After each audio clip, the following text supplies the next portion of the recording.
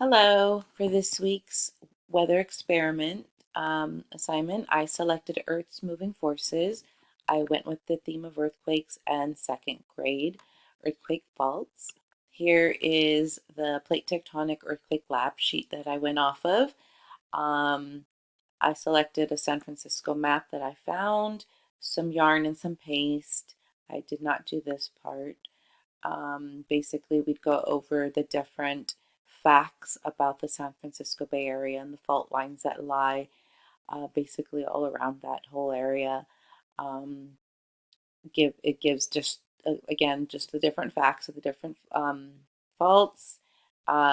Here it points out the San Andreas Fault, which is the biggest fault within California.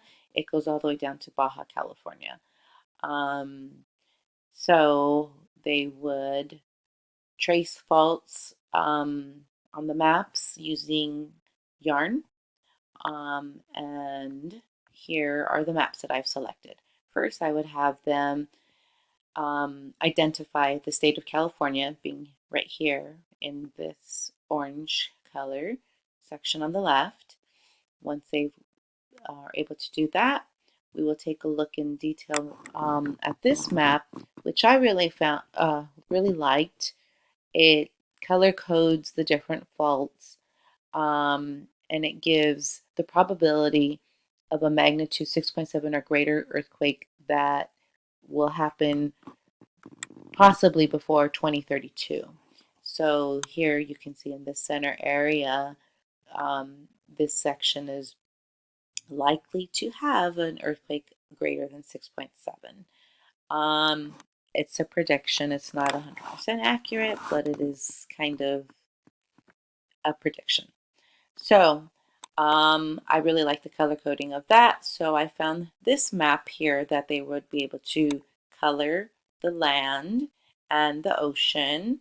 And then just like in the previous map, I went ahead and used the same color yarn, yellow and orange, to identify the greater or the faults with the greater predictions. And then they did also recommend that we could find maps of our region, being Southern California, which I didn't do that part, but that is also a great idea, I thought, to see if the students would be able to identify, basically, not be able to, but we could discuss maybe something similar to this effect for Southern California. And there's my experiment.